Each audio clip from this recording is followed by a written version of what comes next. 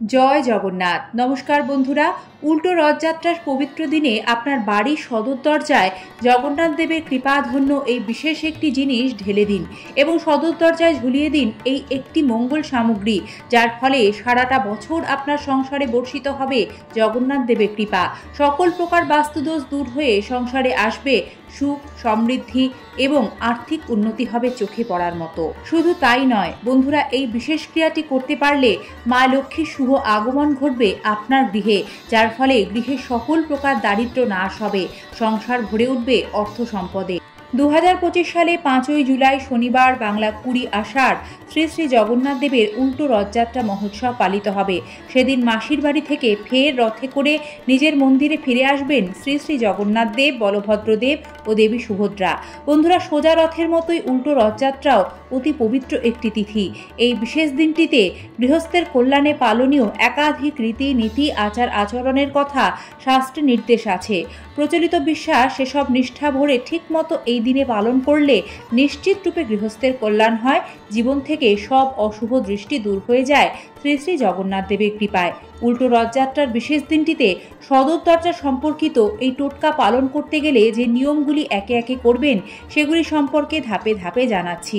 বন্ধুরা, উল্টো রথযাত্রার দিন শাস্ত্রের নিষেধ ও নিয়ম অনুযায়ী সকাল সকাল ঘুম থেকে উঠতে হয়। এই দিন দেরি করে ভুল করেও ঘুম থেকে উঠবেন না। উল্টো রথযাত্রার পুণ্যতিথিতে ভোরবেলা জলে কালো তিল মিশিয়ে বাড়ির প্রত্যেক সদস্য স্নান করবেন।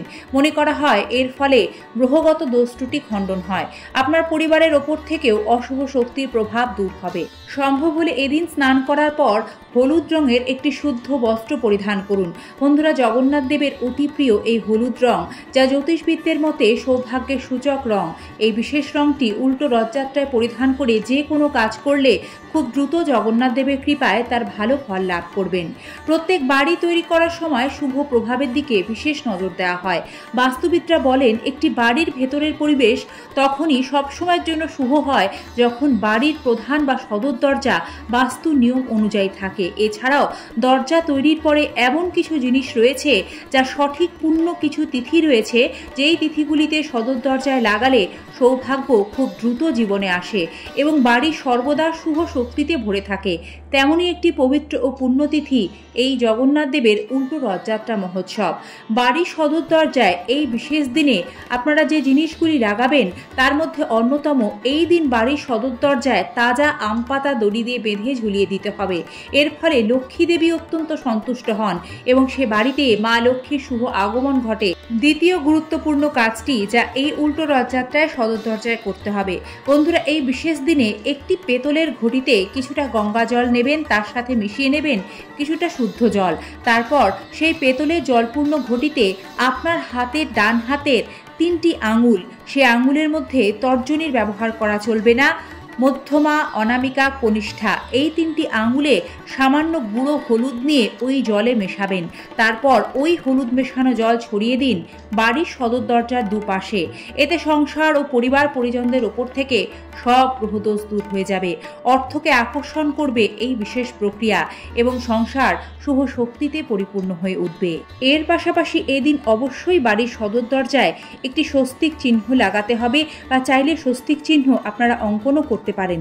এটি ভগবান গণেশের প্রতিনিধিত্ব করে, তাই এর ফলে বাড়িতে গণেশজির কৃপা সর্বদা বজায় থাকবে। এছাড়াও এই বিশেষ দিনে গৃহের দরজায় হস্তি, মৎস্য, ধ্বজা, শাঁখ বা শঙ্খ, রথের চাকার চিহ্ন বা ছবির ব্যবহারে গৃহের শুভত্ব বৃদ্ধি করে। তাই সম্ভব হলে আপনার সুবিধামতো এই এতগুলি শুভ চিহ্নের মধ্যে যে কোনো একটি উল্টো রথযাত্রায় বাড়ির সদর দরজায় লাগাতে পারেন। এছাড়াও এই বিশেষ দিনে সন্ধ্যায় বাড়ির সদর দরজার বাইরে 2টি তিল তেলের প্রদীপ একটু ফুল বা আতপ চাল বিছিয়ে পূর্ব দিকে মুখ করে জ্বালিয়ে দেবেন। যেহেতু শনিবার উল্টো রথযাত্রা পড়েছে, তাই তিল তেলের ব্যবহারে গৃহের অশুভ শক্তি নাশ হবে। বন্ধুরা, বাড়িতে ভাগ্য ফেরাতে নুন বা লবণও গুরুত্বপূর্ণ ভূমিকা পালন করে।